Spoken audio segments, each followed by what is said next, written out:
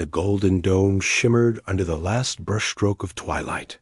The dome of the rock stood not just as a religious monument, but as a threshold between past and present, myth and history. Beneath its centuries-old stone, whispers of untold stories.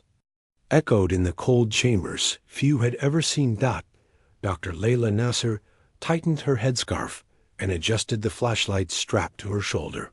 Her boots echoed faintly as she descended the narrow staircase leading into the foundation of the temple. Mount.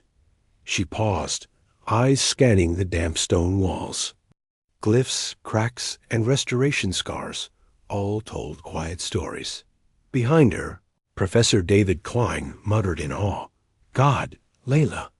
If the seismic reports are correct, we're standing right above a fault line that's never been on any map." She glanced over her shoulder. Or something was hidden. David chuckled nervously. "You always go straight to the forbidden theory, because this place hides more than it shows." The WUC had allowed only minimal underground inspection. After tremors were detected beneath the dome's foundation, Layla and David were chosen because of their reputation, one careful, the other reckless. They were accompanied by 2 guards and an elderly custodian named Allie, whose silence was as heavy as the air in the corridor. The corridor opened into Cistern 37, a long sealed section beneath the dome, buried and forgotten since the Ottoman era. The room was colder here. The smell of wet dust and time hit like a wave. Layla's light hit something strange. A flat stone slab, darker than the surrounding limestone, sat at the center of the chamber. An iron ring was fused into it, rusted but intact, carved around. It were symbols, some Hebrew, some Aramaic, and others from a script neither Layla nor David recognized. She knelt and ran her gloved fingers over the markings. This wasn't part of any Islamic, Christian, or Jewish construction phase. It predates even the First Temple. David's eyes lit up. Could this be pre-Abrahamic? Ali stepped forward suddenly, startling them. His voice rasped, thick with accent and age. "The seal of the flame. It is not for you." Layla stood. "What did you say?" He looked at her, eyes rimmed with sorrow. "You see it now, because you dream. You were called." But the seal was not meant to be broken. She hesitated. "What do you mean, called?" David raised his camera to photograph the markings, but it flickered and died. A backup light blinked. Both guards at the entrance gripped their radios. They fizzed with static. A low rumble rolled through the ground, distant but unmistakable. Musa al-Khatib stormed into the chamber, red-faced and furious. "What are you doing?" I said no deeper probing. Layla stood firm. "We didn't touch anything. It triggered by itself. I want this site locked. You're done here." David opened his mouth to argue, but Layla touched his arm. "Not now, as." The group was ushered out. Layla lingered for a final look. She couldn't stop staring at the iron ring.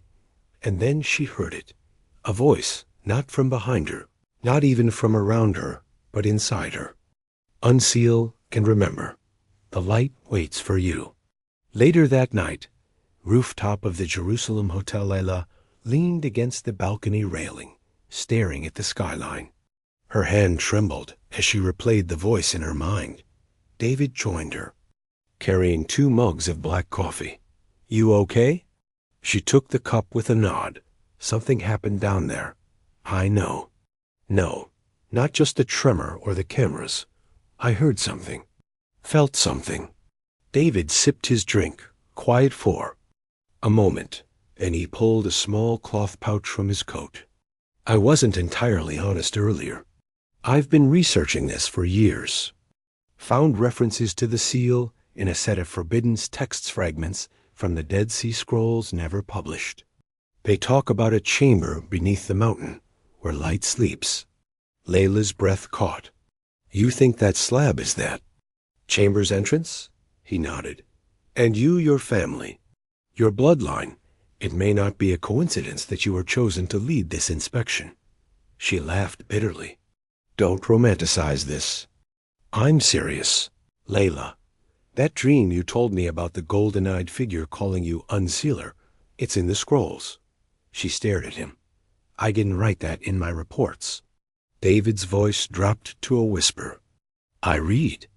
Your father's notebooks. He had dreams, too. Silence hung like a fog between them.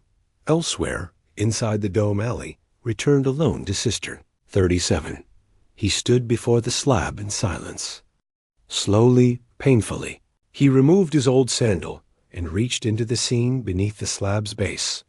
He pulled out a small stone tablet, carved with the symbol of 3 interlocking flames. Tears welled in his eyes. She has come, he whispered. May the world be ready this time. The stone pulsed once, faintly. Something was waking. The city of Jerusalem slept, but 2 shadows moved silently across the Temple Mount.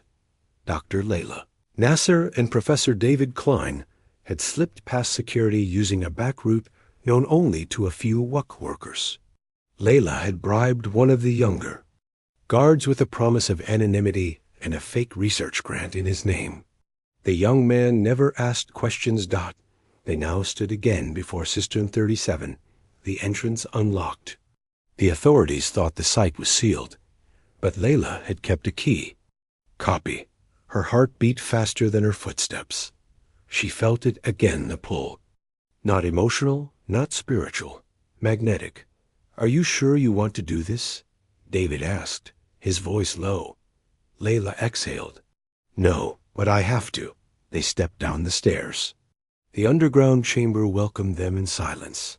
There it was, the slab with the iron ring, untouched but waiting. This time, Layla came prepared. She carried a worn leather bag that had belonged to her late father himself, an archaeologist obsessed with Jerusalem's buried histories. She opened it and pulled out a folded page, a diagram of an ancient lever-lock system designed for circular seals. Her father had once theorized this system was used to secure relics beneath major religious structures, Solomonic in design, but pre-Israelite in origin. David helped her set the rods in place, inserting them into narrow gaps along the base of the slab. It clicked softly. Here, Layla whispered, tightening a stone dial. It should twist now, slowly. She grasped the iron ring. The moment she turned it, the stone let out a low groan, like something ancient exhaling its first breath in centuries. Dust burst from the edges, and the slab began to rise by itself, rotating counterclockwise. Beneath it, a narrow stairwell, descending into darkness, far older than the dome itself. Below the seal they lit their headlamps and descended. The air was colder, charged. The walls were unlike any architecture Layla had seen. Not Islamic, not Byzantine, not Roman. The stones were seamless, fused together without mortar, and glowing faintly with some embedded mineral. The stairs led to a vast, circular chamber. In the center stood a massive golden sarcophagus, its surface etched with intricate patterns that merged Hebrew menorahs, Christian crosses, and Islamic crescents, all interwoven around a central sunburst symbol neither of them recognized. This is impossible, David whispered. No culture would allow all 3 religious symbols carved together. Ever, Layla circled it. This isn't about religion. This is about origin. Around the chamber, the walls were covered with ancient murals. One showed a figure standing in flames, his chest glowing with light. Another showed seas parting around him, while others knelt in awe. A final mural showed him dissolving into 3 beams of light, each touching 3 distinct continents. A single name appeared beneath every image in 3 scripts. Al-Nur, the one of light. Layla touched the edge of the sarcophagus. The surface pulsed. She recoiled with a cry, her palm smoking. She pulled off her glove, a crescent-shaped. Burn glowed faintly on her skin. David's eyes widened. You were chosen. The scrolls of the first flame at the back of the chamber sat a rusted iron crate with a strange, biometric lock mechanism clearly modern. Layla blinked. How is that possible? This is ancient. But that lock is military grade.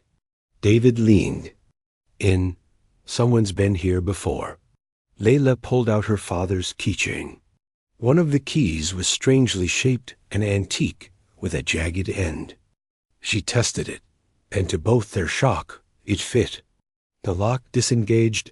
Inside, a cylindrical scroll case, perfectly preserved. She lifted it with trembling hands. The parchment inside was pristine animal skin of unknown origin, etched in pre-Hebraic, script with sections in ancient Aramaic, Akkadian, and a language neither could identify. The scroll's opening line read, "Let it be known, the flame was never divine, but given, to light the world in wisdom, not war. And so it was hidden beneath the mountain, until the bearer comes again." David whispered, "This predates the Torah, maybe even the first tablets of Moses." The scrolls described a celestial artifact, a flame brought to earth by messengers from the sky, gifted to early mankind to unite tribes through understanding, not conquest. But the flame became coveted. Wars were fought. Religions formed around fragments of its truth. So it was buried, and a keeper was sealed beneath the dome of the rock, where all three faiths converged, waiting for the one who would awaken it when humanity was ready. Layla stepped back, hand still glowing. "I think I just triggered something," she said. Return of the old guardian behind them. A faint footstep. They turned sharply, flashlights shaking. Eiley stood at the top of the stairwell, face half-shadowed. "You opened it," he said, voice hollow. "You must now finish it." David stepped forward. "Who are you?" Ali descended slowly. "I am one of the last of the Hashishin descendants of the old guardians. We protect the seal, watch the signs, wait for the unsealer." He looked at Layla. "You dreamed of the flame, didn't you?" She nodded slowly. Ali walked to the sarcophagus and placed a hand over the carvings. "This is not a tomb. It is a cocoon. The one inside is not dead, only waiting." Layla's heart pounded. Waiting for what? Ali turned to her. To awaken and to judge. Back on the surface, 408 IM Musa al-Khatib stared at the seismic monitor in the Waqf's control room. A sudden, sharp pulse came. From under the dome, he paled. "She found it," he whispered. "God help us all." He picked up a red phone. "Activate the crescent eye. They'll want to know." The flame has stirred. The stillness of the hidden chamber was deceptive. The sarcophagus hummed softly now, like a living heart just beginning to stir. Its faint golden glow bounced across the stone library. Surrounding it, rows of ancient scrolls and tablets stacked carefully inside alcoves carved into the walls. Layla stood frozen, hands still burning from the mark, her breath visible in the chilled air. David's voice shook with awe. "This is the archive. Look at this. It's not just religious artifacts. These are historical records. Civilizations that predate known history." He held up a tablet inscribed in spiraling, non-linear script, no recognizable alphabet. "This doesn't belong to any known ancient language." Ali responded without turning his gaze from the sarcophagus. "Because it was not from Earth, the keepers of the flame recorded their knowledge for the one who would dare open it." Layla moved slowly through the archive. She saw scrolls of early Sumerian cosmology, side by side with early Egyptian sun hymns. A slab displayed a map of the stars, yet the constellations were wrong, from a sky that hadn't existed in 10,000 years. One codex detailed 3 beings descending in a chariot of fire, gifting the flame to the first tribes who painted the beings as gods. Another scroll read, "The flame is light, but not fire, not energy. It is consciousness." A living code gifted to unite the three roots of man. Layla blinked. 3 roots: Judaism, Christianity, Islam. David added, but all stemming from the same original seed. Ali turned toward them. Before prophets, before books, before temples, there was only one truth, one flame. The council moves far away. In an undisclosed chamber within the Vatican, an emergency meeting was underway. On the long marble table sat a glowing artifact shaped like a triangle, and around it, cloaked figures with no names. Their eyes remained on one blinking screen. Seismic activity, Jerusalem. Vault flame marker. Active. A tall figure spoke. The seal has been broken. Another responded grimly. The bearer has awakened it. Is it stable? For now. But if the sarcophagus fully opens, there will be no stopping the chain reaction. Religion, power, nations, everything falls. Apart, the leader leaned in. Then prepare the retrieval team. Send Unit Crescent Eye. We recover the flame, or we bury Jerusalem. The deeper door back inside the vault. Layla knelt before a new discovery, a secondary chamber door, hidden beneath a mural of the hybrid prophet. Symbols pulsed faintly. Her mark began to glow again, reacting. Ali stepped back. Only you can open this one. Layla hesitated. What's behind it? Ali's voice dropped. The chamber of fire, the heart of the flame. She placed her marked palm onto the symbol. A soft warmth spread through the door. It shimmered, then dissolved into golden dust. Inside was a vast underground cathedral, unlike anything they'd seen. The chamber was lined with crystal spires, humming with quiet power. Floating above the center, a sphere of living light, swirling, breathing. It flickered in and out of visibility, not entirely existing in this world, but it wasn't just light. It was thought, feeling. It looked back at them. David's knees buckled. It's sentient. The sphere pulsed gently, sending a wave of emotion through them. Not fear, understanding, sadness, hope. Layla stepped forward slowly, her heart pounding in rhythm with it. Are you the flame? A whisper not through ears, but through soul replied. We are not God, we are gift. But man made us God, and so we were buried. David whispered, this could change everything. This proves we were one people ... once. Betrayal and blood suddenly. The sound of footsteps, boots, weapons, voices. Ali's head snapped up. No, not now. Gunmen stormed into the chamber cloaked, masked, organized. On their shoulders, a crescent moon within a black eye. The crescent eye had arrived. Layla raised her hands, shielding the flame. Their leader tall, armored, and calm spoke through a voice modulator. Step away. You've found what the world must never see. Ali stood between them.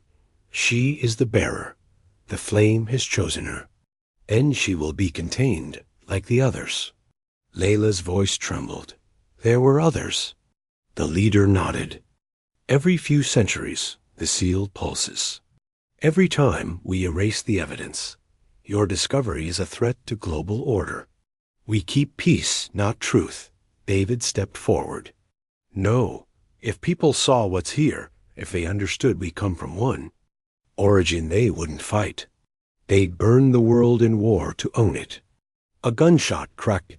Ali fell, blood blooming across his robe. Layla screamed. David dropped to his knees, cradling the old man. Ali grabbed Layla's hand one last time. Choose the flame ... or seal it. But do not let them take it. He died with his eyes open, locked on the orb. The sphere pulsed brighter, suddenly shaking. The room, stone cracked. Light surged. The crescent eye leader ordered, take her. David rose and blocked them unarmed. 3 shots rang out. David collapsed in Layla's arms, whispering, truth is heavier than gold ... choose wisely. His eyes dimmed. The flame offers a choice. As the soldiers closed in, the chamber exploded. In light and wind. The sphere descended to Layla, enveloping her in its glow. Her wounds healed. The mark on her palm blazed. 3 images flickered in her mind. Ignite the flame, broadcasting its truth to the world-ending division, but possibly inviting chaos. Seal it again, leaving humanity in ignorance for another 1,000 years. Let the flame live in her, a vessel who walks among them, teaching slowly, in secret, until the world is ready. Tears rolled down her face. I choose to carry it. Outside, dawn at the dome, the sun rose over Jerusalem. Waqf guards and military officers found the chamber collapsed, no signs of entry. The lower vaults were sealed again by a cave-in. Layla was gone. So were the scrolls. Sarcophagus. The flame. No bodies. 1 month later, Rome, Istanbul, Cairo, and New York's strange scrolls began appearing in forgotten libraries and hidden archives, photocopies with no known origin, containing fragments of a single message. Before division, there was light. Before names, there was unity. The flame.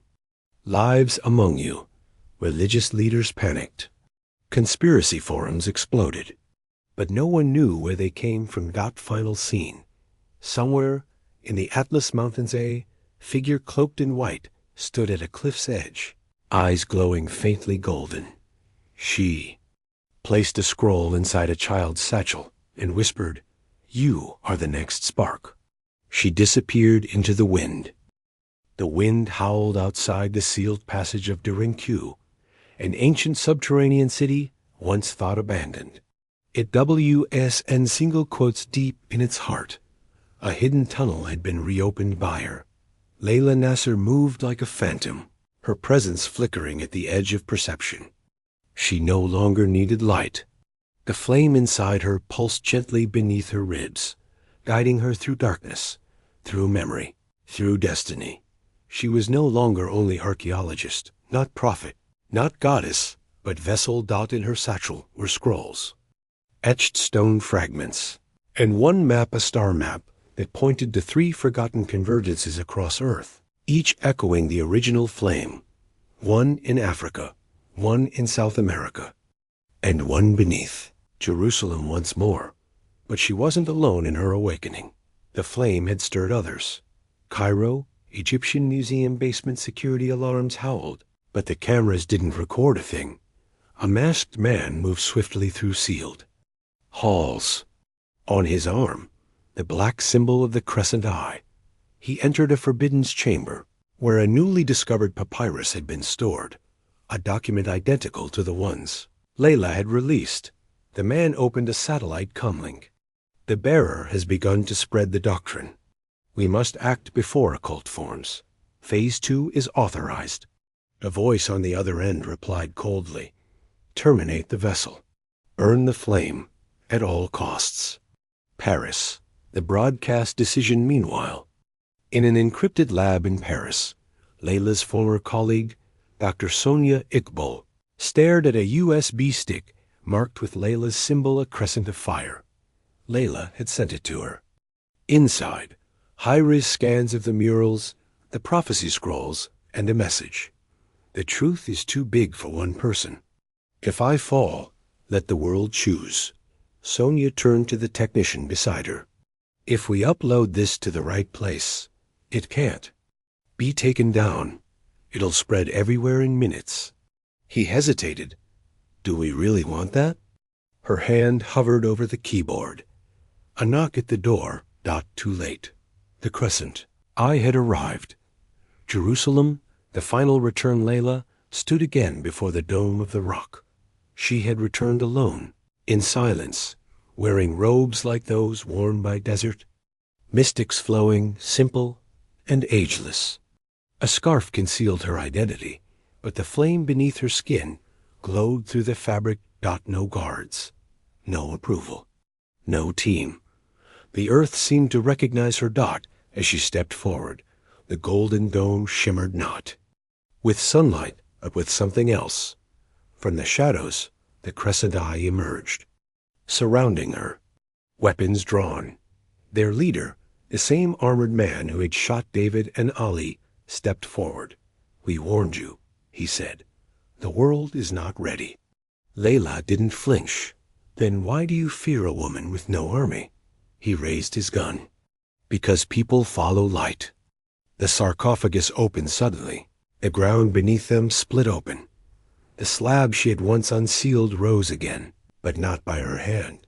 Something below had awakened. The golden sarcophagus burst upward, glowing from within.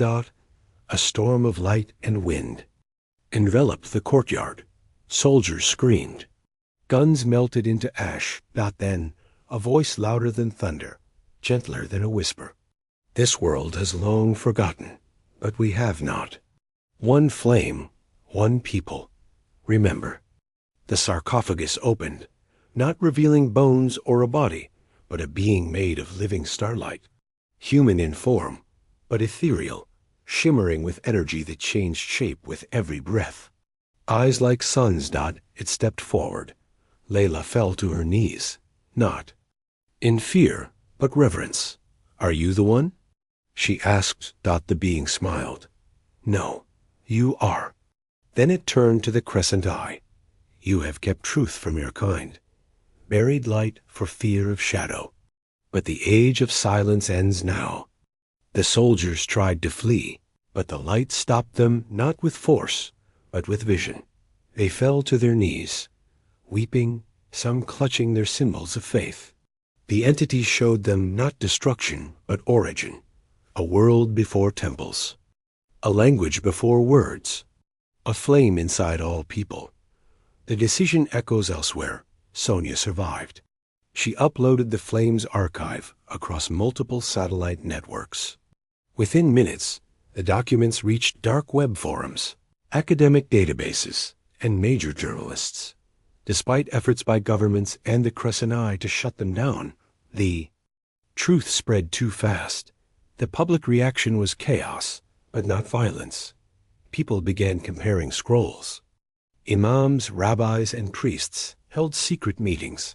Not all believed it, but enough asked the right questions. And the world began to listen. Aftermath. 6 months later, the Vatican issued a strange statement, not denying the flame, but referring to reconciliation with forgotten truths. In Istanbul, the Hagia Sophia reopened parts of its vault to scholars from all religions. In Jerusalem, the Waqf allowed a small team, led by Dr. Sonia Iqbal, to re-examine the Temple Mount vault, this time under full transparency. But Layla? She was never seen again. Final scene. A classroom in Fez. A Rockaway small group of children sat under olive trees, listening to a woman wrapped in white. She held a simple stone in her hand, etched with the 3 interlocking symbols of faith. "What do you think this means?" she asked. A girl answered shyly, "That we were always one family." The woman smiled. The mark on her hand glowed faintly beneath her sleeve. She nodded. "Exactly." And then she said softly, almost to herself, "The flame is not a secret. It is a mirror. And the world is finally ready. To see."